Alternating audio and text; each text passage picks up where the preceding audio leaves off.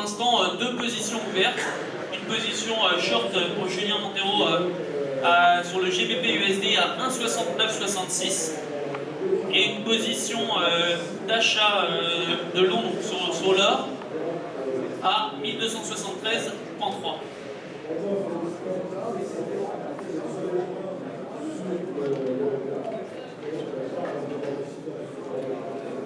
Là devant moi s'affiche l'écran de Stefano. Donc il n'avait plus aucune position, je le rappelle, ce matin. On va voir s'il va essayer de prendre plus de risques pour la demi-finale pour passer et se qualifier en finale.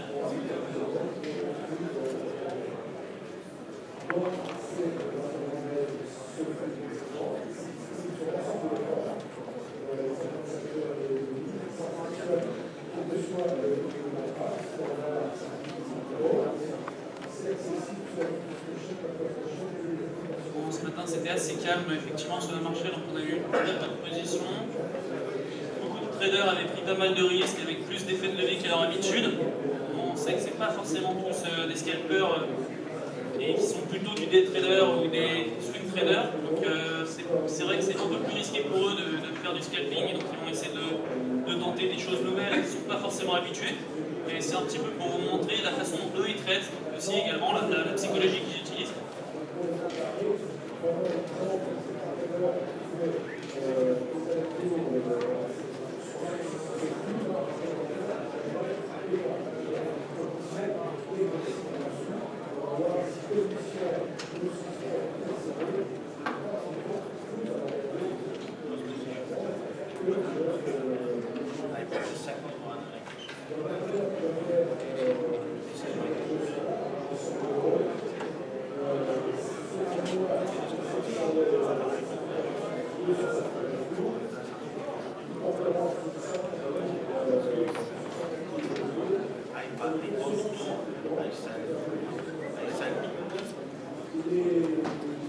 Donc il a acheté une deuxième fois de l'or et il a revendu immédiatement. Donc il avait renforcé sa position sur l'or. David avait renforcé sa position sur l'or.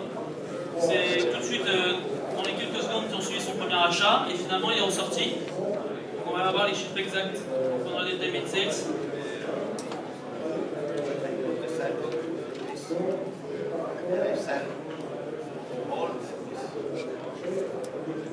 Alors une nouvelle position pour Julien Montero. Clôture, donc il était short sur le GBP USD et il viendra, donc il était short à 1,6966 et il rachète sa position à 1,6970. Ça nous fait une belle perte. C'était sur un lot effectivement. Vingtaine d'euros de perte négative pour Julien. Donc David, il avait donc acheté de l'or à 1273,35 pour 2 lots et il les a revendus à 1273,8. Ça fait un gain ça. Plus 30.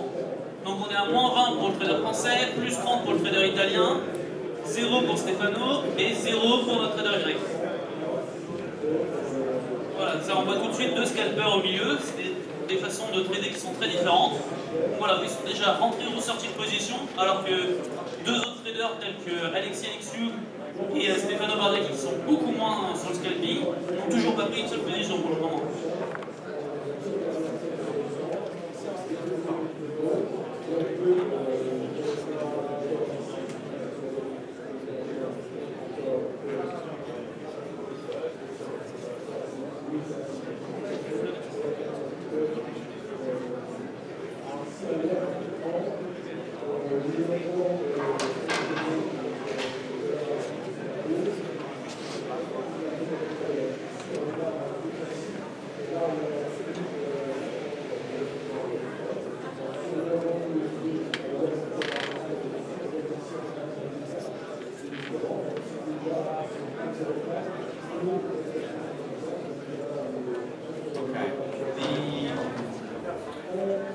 The problem is that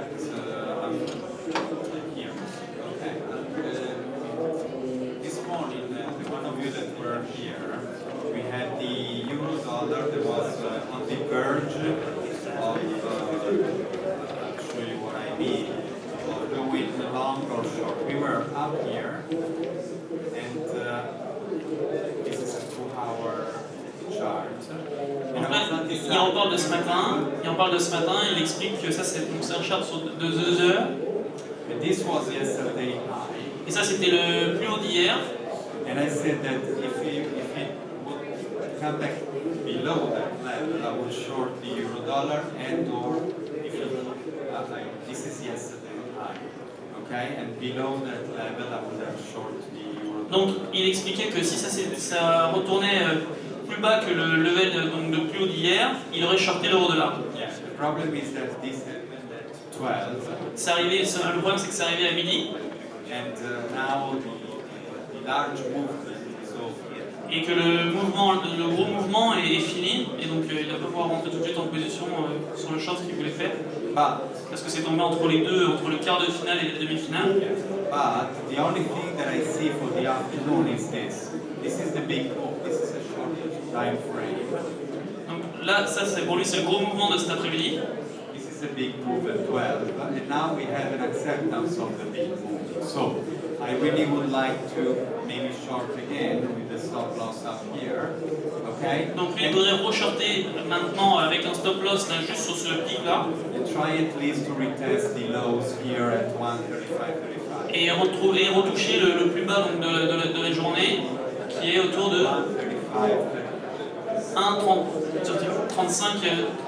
Voilà, 1,35. Okay, so I will look for this setup. Donc voilà, c'est ce qu'il va regarder pour l'instant, c'est sur cette time frame qu'il va regarder. Okay, what I'm using, just one last thing, is the market profile. Donc lui, il utilise le market profile. That is a tool that I use a lot. C'est un outil qu'il utilise beaucoup d'ailleurs. Yeah, this is the full and also last year.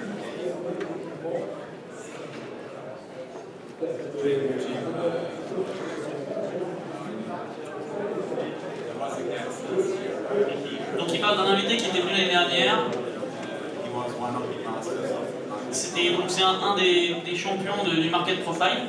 Anyway, the market profile tells me this here. You had this large move at 12. Donc là il dit qu'il y a un gros mouvement à midi, c'est ce que lui dit le market profile. Now this small profile is the acceptance of that large move. Donc là il dit que le market profile donc, a accepté donc, ce gros mouvement et il lui montre que le marché a accepté donc il bouge. That's why I will try to retest at least this low that I told. Donc c'est pour ça qu'il va essayer de retenter que le marché retouche ce plus bas qui était un 1,35-35. Voilà. So that's what I got.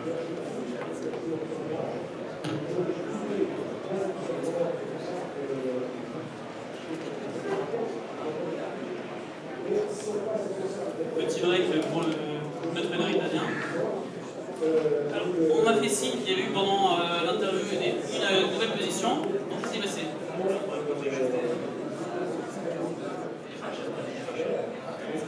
D'accord, donc encore une fois, voilà, on voit que le trader français est un spécialiste du scalping puisqu'il rentre en short sur 5 contrats euro-doll à 1,3542 et dans la minute qui suit, il rachète à 1,3539. Donc voilà, on est sur du très court terme et ça nous fait un gain de combien?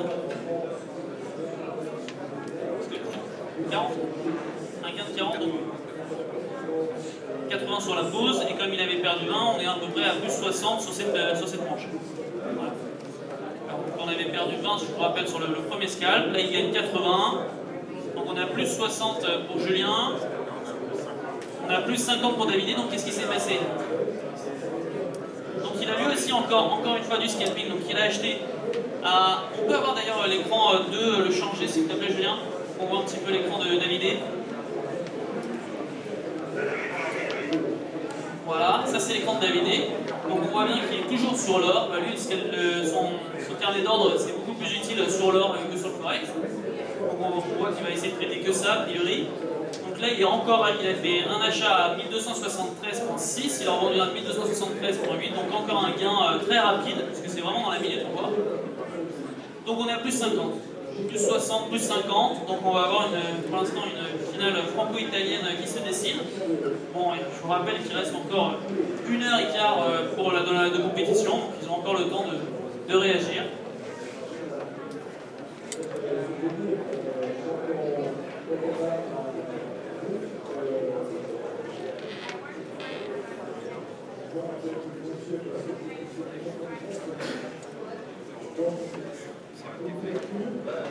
Alexis, qu'est-ce que vous attendez de ces demi-finales? I agree with my colleague. Unfortunately, the big move that day already happened, which was the drop in the euro. Donc lui aussi il était d'accord avec Stefano, il dit que So right now we're just le gros mouvement est passé. looking at the correction and whether the correction is going to continue maybe to the 50% Fibonacci, 32 Fibonacci, or is going to resume. So I'm waiting right now to have a more clear picture of what the move is going to be on the euro. As far as the pound, I can see the correction has already been made, and I'm considering, because I trade the pound and the euro, so I'm considering one of the two, whether being short or not, but I'm not really sure on that. Donc pour l'instant il attend un petit peu, il pense qu'il va y avoir une possible correction avec Fibonacci de 50%, il regarde, il cherche des figures, mais pour l'instant rien de très concret sur ce qui se présente. Il attend, il est un petit peu d'accord avec Stefano. C'est pas vraiment le même type de trading. Hein. On voit que Stefano et Alexis sont plus sur du trading, du day trading, que par contre, en revanche, Julien et David sont des scalpers et donc ils vont prendre beaucoup plus de positions, ça va être beaucoup plus actif. Mais on va voir les résultats. Hein. Alexis quand même a fini premier ce matin, malgré le fait que c'est pas du tout un scalper, il a pris une belle position, il a gagné 88. C'est pas non plus des montants énormes, mais le marché était très très plat, donc voilà, on va voir comment ça va se dérouler par la suite.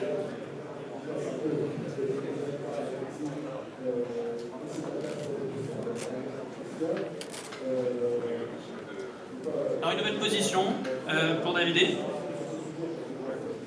Donc là il est long, il est une position ouverte, hein, il n'est pas avec les plats flat. Hein. Donc il est long d'un contrat or encore. Il a acheté à combien? 1273 0. Donc là on voit, c'est le dièse ici qui indique que c'est sa position actuelle. Donc il est rentré à 1273 en long, les longs. Donc là c'est plutôt négatif. Donc là il est plutôt en perte latente, mais bon, comme il était à plus 50, plus 50 pour l'instant, il est flat là, rien. Donc là c'est toujours le carnet d'ordre de chez Directa. Stefano, toujours pas de position.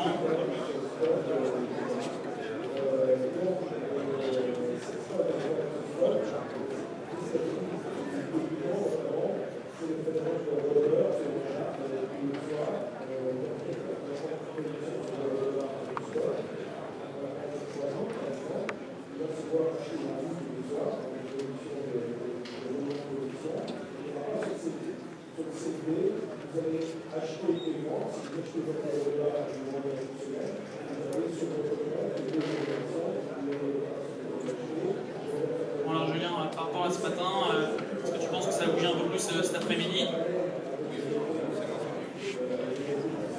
Oui, forcément ça va bouger un petit peu plus cet après-midi. La session de ce matin était un petit peu plate d'ailleurs sur le GBP actuellement. Alors, moi, concernant le trading, étant donné que je fais du scalping, c'est vrai qu'avec David, on était deux seuls à faire du scalping en demi-finale. Juste un petit moment. On peut avoir l'écran 4 sur l'écran 1, l'écran 4.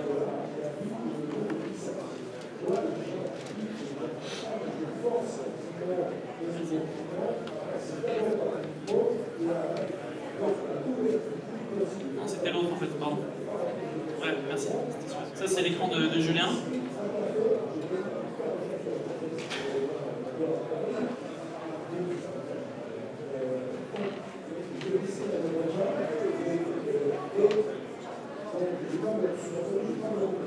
Julien qui me disait qu'il aimait bien traiter le spot.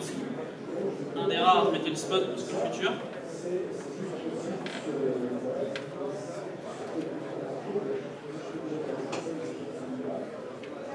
Toujours pas de position pour Alexis qui était d'accord donc avec Stefano. Donc le gros mouvement effectivement s'est effectué à midi entre les deux manches. Donc c'est un petit peu dommage pour eux de ne pas pouvoir le traiter. Mais ils vont certainement attendre peut-être une correction pour pouvoir re-shorter. Parce que Stefano nous a dit que c'était ce qu'il attendait ce matin et qu'il n'était pas venu, donc c'est pour ça qu'il avait pris une position.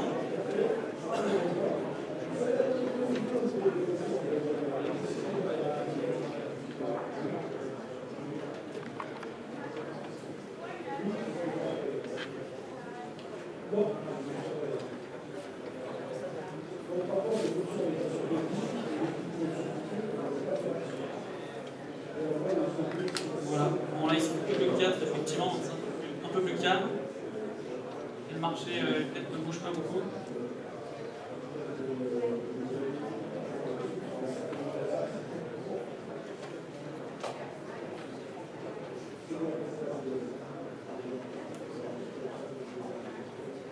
David est toujours en position ouverte. On est toujours sur l'or long d'un contrat qui vient de sortir.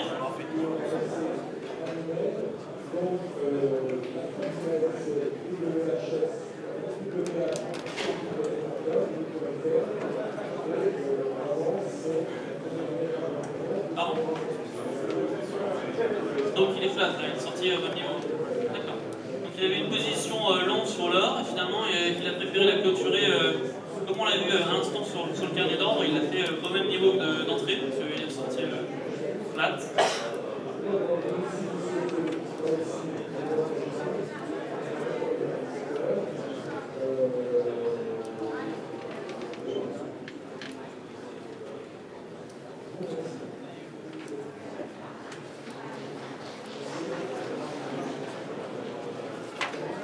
Donc, on va demander d'ailleurs à Alfina qui dirige Direct en France de nous expliquer un petit peu comment marche le carnet d'ordre de chez Direct. Bonjour à tous.